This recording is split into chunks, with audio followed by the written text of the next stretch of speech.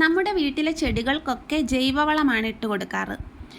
പഴവും പച്ചക്കറിയും ഒക്കെ വേസ്റ്റ് ആവുന്നത് ഒരു റിങ്ങിലിട്ടിട്ട് അത് വളമാകുമ്പോൾ ഇതിൻ്റെയൊക്കെ ചുവട്ടിലിട്ട് കൊടുക്കാറാണ് പതിവ്. അങ്ങനെ എന്തോ വീണ് കിളിച്ചതാണ്, അരി വീണ് കിളിച്ചതാണ് ഈ തക്കാളി ചെടി.